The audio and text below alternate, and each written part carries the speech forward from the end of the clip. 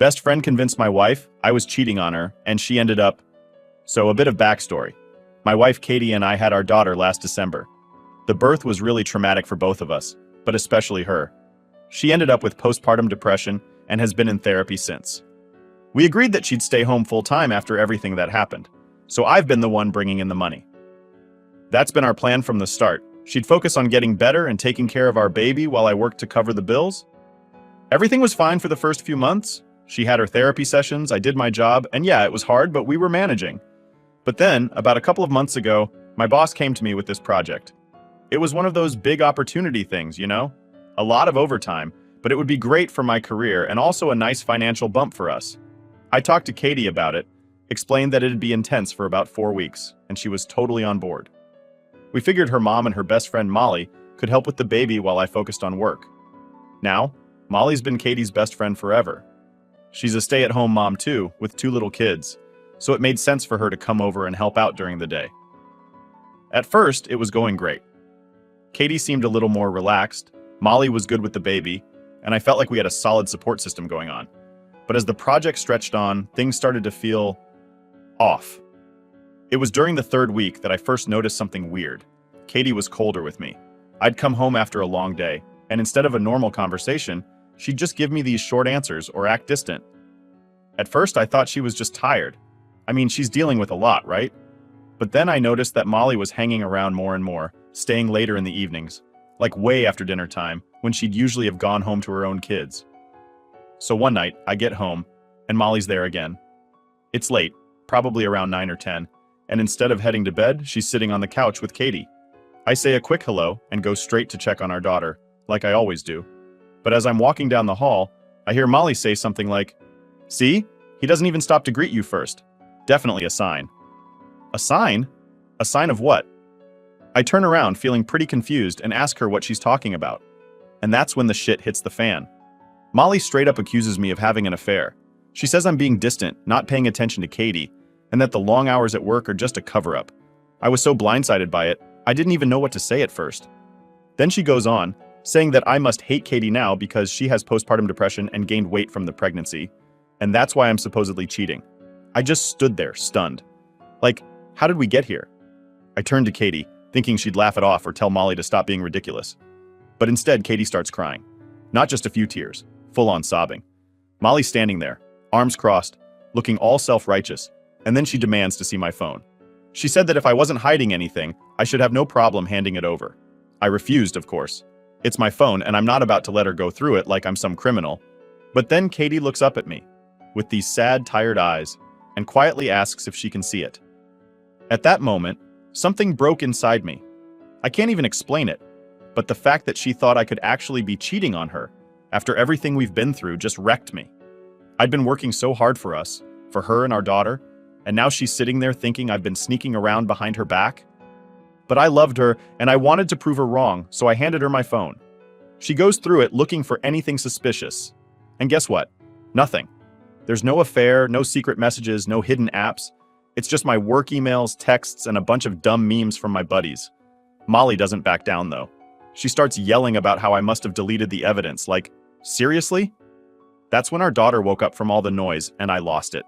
I told Molly to get out of our house. I was done with her. She was causing more harm than good, and I wasn't going to let her keep stirring up this drama. Molly storms out, and I'm left with Katie, who's still crying on the couch. I wanted to comfort her, but I was so mad and hurt that I couldn't even think straight. Once I got our daughter back to sleep, I sat down next to Katie and tried to talk to her. I asked her why she didn't just come to me if she was worried.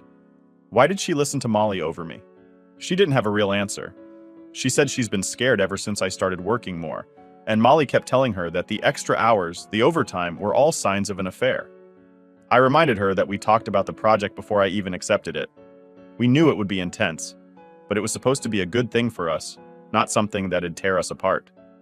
She finally said she was sorry, that she shouldn't have doubted me. She even apologized for going through my phone. But the damage was already done, you know?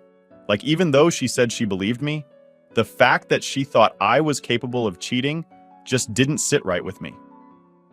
Over the next few days, things were tense. Katie seemed like she was trying to make up for what happened, but I could still feel that cold distance between us. It wasn't the same. and I couldn't stop thinking about how Molly had been planting all these ideas in her head. It wasn't fair. I thought we were supposed to be a team, but it felt like Molly was pulling her away from me. That's when I decided I needed to step back from work. The project was almost over, and I didn't want to give Katie any more reasons to doubt me. I wanted to spend more time with her and our daughter, to show her that I was still here, still committed to our family. But deep down, I couldn't shake the feeling that things would never go back to the way they were. And that was just the beginning. A few days after the whole Molly thing blew up, I thought things were getting back to normal. Katie was still acting a little off, but she wasn't crying or accusing me anymore, so I figured we were slowly moving past it. I even started scaling back on my work hours to be home more. It wasn't easy, but I wanted to prove to Katie that she could trust me. I thought that'd be enough. Boy, was I wrong. One day I get home from work, and the house looks like it's been hit by a tornado. Papers everywhere, drawers pulled out, cushions tossed around. It's like someone ransacked the place. The first thing that hit me was panic, thinking we'd been robbed or something. I shout out for Katie, but there's no answer. Then I hear our daughter crying from her room. When I walk in, she's in her crib, crying her little heart out. And no Katie, no note, nothing. Just a wrecked house and my baby girl totally alone. My mind's racing at this point. I call Katie's phone, but it goes straight to voicemail. I'm trying not to freak out, but I'm freaking out. Did something happen to her? Did she get hurt? Or I don't even know what to think. I start calling around. Her parents, her friends, anyone who might know where she is. No one's seen her. Now I'm really worried.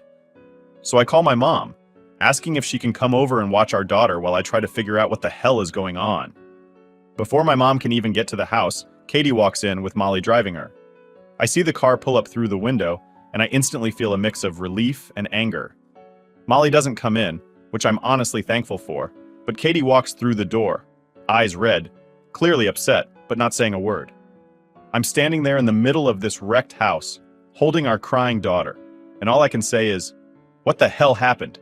Where were you?" And instead of explaining anything, Katie starts yelling. Not like the sad emotional kind of yelling, but angry. Almost like I did something wrong. She's accusing me of cheating again.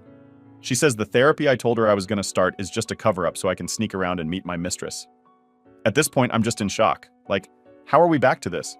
We just went through this whole thing a few days ago, and now here we are again? I try to stay calm. I try to explain that I'm going to therapy because I need help dealing with all the stress and everything that's been going on, not because I'm hiding anything, but she doesn't care. She's convinced that everything I say is a lie, and then she does something I never thought she'd do. She hits me, right in the face. It wasn't a slap either, it was a punch. My nose starts bleeding instantly, and I can't even process what just happened. She kind of freezes too, like she didn't expect to do that. Her face goes blank, and she just sits down on the couch, staring at the wall, completely zoning out. No apology, no reaction, nothing. I'm standing there with a busted nose, holding our crying daughter, trying to wrap my head around what just happened. I didn't know what to do. All I knew was that I had to get out of there. Not just for me, but for our daughter's safety. I wasn't going to take any chances after she laid hands on me. If she could do that to me, what if it happened again, but worse? So I call my mom back, telling her to come over ASAP, and while I'm waiting, I pack a bag for our daughter. Katie's still just sitting there, not moving, not saying anything. She's completely checked out. It's like the woman I married is gone, and I'm looking at a stranger. When my mom finally gets there, I explain the situation in the quickest way possible. She's shocked, of course, but she doesn't ask too many questions. We leave Katie on the couch, and I take our daughter to my parents' house. The whole drive over, I'm trying to process everything. Like, how did we go from a happy family to this mess? I know Katie's dealing with a lot mentally, but I never thought things would get this bad.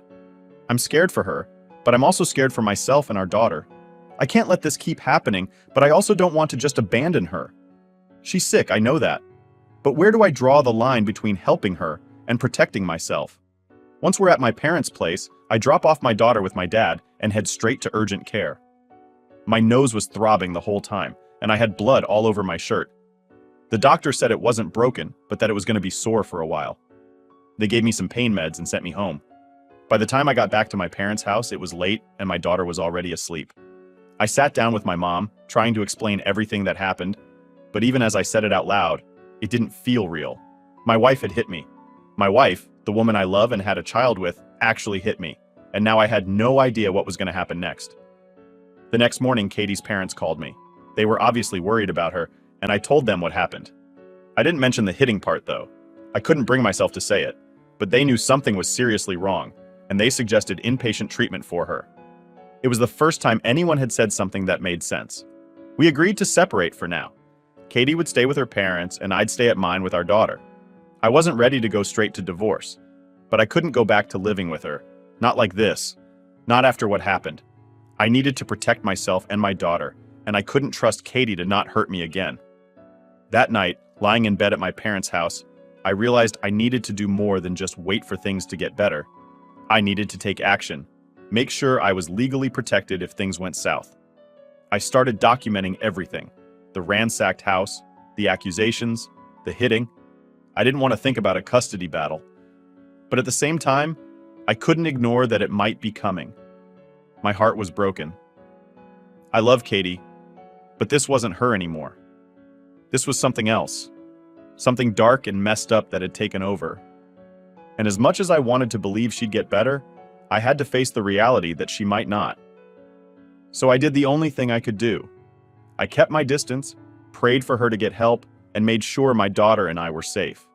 Update 1. So after that night, I moved in with my parents, like I said. It wasn't easy. Every day I was thinking about what the hell had gone wrong in my marriage. Katie and I had always been close, and now it felt like I didn't even know her anymore. I was trying to focus on my daughter, but it was hard with everything going on. The house, the accusations, the fact that she hit me, it was all just too much. A few days go by and I haven't heard much from Katie. Her parents were doing their best to get her some help, but they were worried too. They didn't know how to handle this any more than I did. My mind was going back and forth, trying to figure out if there was a way to save my marriage. Maybe if Katie got the right treatment, she could come back from this. But the longer I thought about it, the more I realized that I needed to protect my daughter. That had to be my priority. One night, maybe 4 or 5 days after I moved out, I'm just sitting at my parents' house playing with my daughter when I get a call from Katie's dad. He says Katie's been asking to see our daughter. They were trying to get her into inpatient treatment, but she was refusing. Apparently, she was insisting that she could still be a good mom and that this was all my fault. I didn't know what to say to that. Part of me wanted to let her see our daughter, but another part of me was terrified. I mean, she left her alone before and she hit me. I wasn't sure if it was safe. Katie's dad told me that she wasn't doing well, and he was worried about her mental health. He asked if maybe she could see our daughter, with him and Katie's mom supervising. I agreed, but only if it was in a controlled environment. I wasn't going to let her be alone with our baby, not after everything that had happened. So we set up a visit at her parents' house. The whole drive over, I had this sinking feeling in my stomach. I didn't know what to expect. When I got there, Katie was sitting in the living room looking, well, she looked bad. Her hair was a mess, her eyes were swollen like she'd been crying for days, and she was just staring at the floor. She didn't even look up when I came in with our daughter. Katie's mom tried to make things feel normal, like it was just a regular visit, but it was so awkward. I sat on the other side of the room, holding our daughter, while Katie's parents tried to get her to talk. She didn't say much, just a few words here and there, mostly about how she missed our daughter and how this was all my fault. I could see her mom getting uncomfortable, but she didn't say anything. They were obviously walking on eggshells around Katie. The visit was only about an hour, but it felt like forever. I was relieved when it was over. Katie barely interacted with our daughter at all. She just kept staring at her, and then back at me, like I was the enemy. I tried to talk to her, to ask if she was going to get help, but she just ignored me. Her dad finally stepped in and said it was time to wrap things up, and I was out of there as fast as I could. On the way back home, my phone buzzes. It's a text from Katie. She's angry again, accusing me of turning our daughter against her, saying I was keeping her away on purpose. I didn't even respond. I couldn't. There was no reasoning with her at this point. Every time I tried to explain myself, it just made things worse. Then, a couple of nights later, something crazy happens. It's late, probably around midnight, and I'm about to head to bed when I hear a knock at the door. My heart sinks because I've got a bad feeling about who it could be. I peek through the window and sure enough, it's Katie. She's standing there, looking frantic, with Molly by her side. I open the door just a crack and ask what's going on. Katie starts yelling, saying she wants to take our daughter, that she's her mother and has every right to have her back. I can barely get a word in before she's pushing at the door trying to get inside. I stand my ground. telling her she can't just show up like this in the middle of the night and demand to take our daughter. Molly, of course, is egging her on, telling her that she should call the cops on me, that I'm keeping Katie from her child. At this point, I've had enough. I tell both of them that they need to leave before I call the police myself. Katie's still trying to push her way in, and Molly's standing there, throwing accusations at me like she's some kind of lawyer.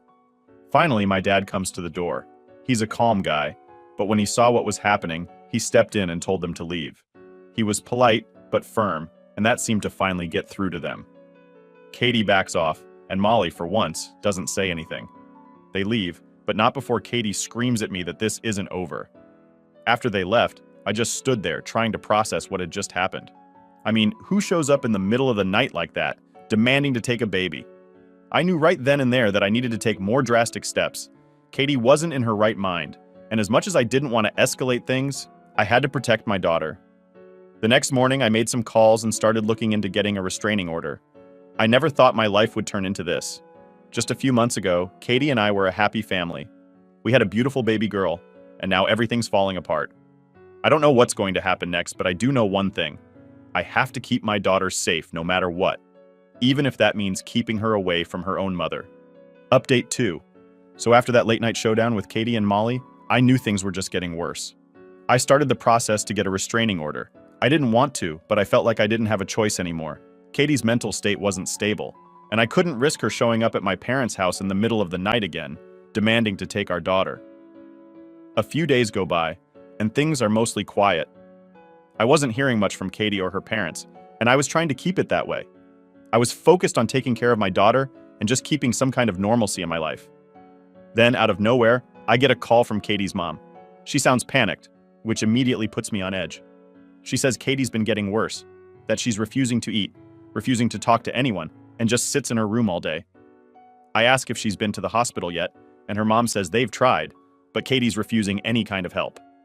Now, she's asking for our daughter again, saying that seeing her will fix everything. Hearing that made my stomach drop. I told her mom straight up that I couldn't let Katie see our daughter right now, not in the state she was in. Her mom understood, but she was clearly desperate. She started crying on the phone, telling me she didn't know what else to do. I felt awful, but I had to stick to my guns. Our daughter's safety was my #1 priority. Not long after that, I get a knock on my door. I wasn't expecting anyone, so I peeked through the window, and it's Molly. Yep, her again. She's standing there with this smug look on her face like she knows something I don't. I open the door just enough to talk, but don't invite her in. I wasn't in the mood for whatever game she was playing. Before I can even say anything, she starts talking. She says Katie's been telling her all about how I'm keeping her baby from her, and that she's going to take action if I don't let her see our daughter soon. I tell Molly that Katie isn't well right now, and that it's not safe for our daughter to be around her. Molly smirks and says, "You know, she's still her mother, and a mother has rights. You don't want this to go to court, do you?" I was so pissed off at this point, but I kept my cool. I told her that Katie's mental health is the main concern, and that's why I can't let her see our daughter until she gets help. Molly gives me this nasty grin and says, "Maybe it's you who needs help. I bet a judge would love to hear about how you've been handling things." That's when I shut the door in her face. I wasn't going to entertain her manipulations anymore. I knew Molly was just trying to get under my skin, and I wasn't falling for it, but I couldn't shake the feeling that she wasn't bluffing about going to court. A few days later, I get another call, but this time it's from Katie herself. Her voice is shaky and she's crying. She says she's sorry for everything, that she knows she's been acting crazy, and she just wants to make things right. I'll be honest, part of me wanted to believe her. I wanted to believe that she was finally realizing she needed help, and that we could fix things. But deep down, I didn't trust it. The way things had escalated, it just didn't seem like something she'd come to on her own. It felt like another manipulation. Still, I told her I was glad she was apologizing, and asked if she was ready to go to the hospital. That's when the conversation flipped. She started crying harder and saying she didn't need a hospital, she just needed our daughter. That our daughter would make everything better. She even said that once she had her back, I could move back in, and we could be a family again. It was like everything came crashing down in that moment. I realized she didn't want help. She just wanted to control the situation, and our daughter was her way of doing that. I told her I couldn't let her see our daughter right now, and that she needed professional help. And then she lost it. She started screaming at me over the phone, saying I was stealing her child, that I was turning everyone against her, and that I was a terrible father. I tried to calm her down, but it was useless. She was completely out of control. I hung up the phone, feeling a mix of anger, sadness, and just plain exhaustion. How did it get this bad? How did we go from a happy family to this disaster? The next day, I got a call from Katie's dad. He told me they were finally taking her to the hospital. Apparently, after that phone call with me, she had another breakdown, and they had no choice but to admit her. I didn't know if I should feel relieved or guilty. I didn't want her to suffer, but I knew this was the only way she'd get better. A few days passed, and things were quiet again. Katie was in the hospital, getting the help she needed. I was finally starting to feel like maybe things were going to settle down. Maybe we could all heal from this. But then, just when I thought things were calming down, I got hit with something I didn't expect at all. Katie's parents called me again, but this time, it wasn't to give me an update on her condition. It was to tell me that Molly had filed a restraining order against me. I couldn't believe it. After everything she'd done, manipulating Katie, trying to break up our family, now she was turning the tables and making me the villain. Apparently, Molly claimed I had been emotionally abusive toward Katie and that I was a danger to both Katie and our daughter. It was all complete bullshit, but the fact that she'd gone to this length was insane to me. I didn't know what she hoped to gain from it, but it was clear she wasn't done messing with my life. Now, I'm not only dealing with my wife's mental health crisis, but I'm also fighting off false accusations from her manipulative best friend. It feels like everything's spiraling out of control, and I don't know what's coming next. Update 3. So after the whole restraining order thing from Molly, I was honestly in shock. I couldn't believe she'd stooped that low. I mean, I was the one trying to keep everything together while my wife was going through her mental health crisis, and now I'm the one getting accused of being emotionally abusive. It was like something out of a nightmare, and I was living it. I knew the restraining order was bogus, but the fact that she even filed it threw me off completely. I had to lawyer up and fight it, which was just another thing to add to the list of crap I was already dealing with. I spent days preparing with my lawyer, gathering evidence to show the court that Molly was the one manipulating Katie, not me. I had texts, emails, everything, but still I couldn't shake this feeling of dread. What if they believed her? What if this whole thing turned against me? Anyway, the court date came up pretty fast. I walked into that courtroom feeling like I was on trial for something I didn't even do. Molly was there, all smug, like she had already won. Katie's parents were there too, sitting behind her, which hurt even more. I knew they were struggling with everything that had happened, but seeing them take Molly's side, that stung. The judge starts off by letting Molly talk. She goes into this whole dramatic story about how I've been emotionally abusive to Katie, how I've isolated her from her friends, aka Molly, and how I'm keeping her daughter away from her. It was ridiculous, but she said it with such confidence that I could see a couple of people in the courtroom buying into it. I sat there, grinding my teeth, trying to keep my cool. Then it was my turn. My lawyer went through everything, the texts, the emails, the timeline of events. We showed how Molly had been interfering in my marriage, how she'd convinced Katie I was cheating, how she'd escalated things to the point where Katie had a mental breakdown.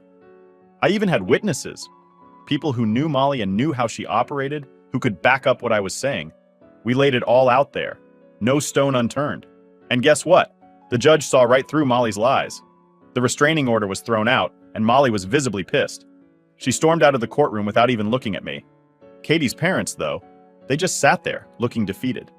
I don't think they knew what to believe anymore. But even with that little win, it didn't feel like a victory. Not really. I was still dealing with the fallout of everything. Katie was still in the hospital, and I hadn't heard much about how she was doing. Her parents stopped contacting me after the restraining order incident, and I was starting to feel completely cut off from that side of my life. All I had left was my daughter, and I was doing everything I could to keep her safe. A couple weeks later, I got the call that changed everything. It was Katie's mom. She sounded different, not panicked like before, but more calm. And that scared me. She told me that Katie had been asking to see me, that she wanted to talk. I wasn't sure what to expect. Was she getting better? Did she want to apologize? I didn't know, but I agreed to go, more for closure than anything else. So I show up at the hospital, nervous as hell. I hadn't seen Katie in weeks, and the last time we spoke, it didn't exactly go well. When I walked into her room, she looked better, still not herself, but definitely more put together than the last time I saw her. She didn't look at me right away. She was just staring out the window like she was lost in thought. Finally, she turned to me and said, "I'm sorry." It caught me off guard. After everything that had happened, hearing her apologize was the last thing I expected. I didn't know what to say, so I just sat there, waiting for her to continue. She told me she didn't know what was real anymore, that Molly had filled her head with so many lies that she started to believe them, even when part of her knew they weren't true. She admitted that she felt ashamed of how she treated me, but that she still couldn't understand why I had taken our daughter away. That's when I had to explain everything again, as gently as I could. I told her that it wasn't about me trying to hurt her, but about protecting our daughter. I reminded her of the night she hit me, the night she left our daughter alone in the house. She started crying, saying she didn't remember half of it, that her mind was so foggy back then. It was hard to hear, but I could tell she was being honest. Then she said something that really hit me. I don't think I can be a mom right now. It was like a punch to the gut, but at the same time, it was a relief. For so long, I'd been holding on to the idea that we could fix this, that Katie could get better and we'd go back to being a family. But hearing her admit that, it made me realize how far gone things were. She wasn't in a place to be a mother, and I had to accept that. We talked for a while longer, mostly about our daughter and what was best for her.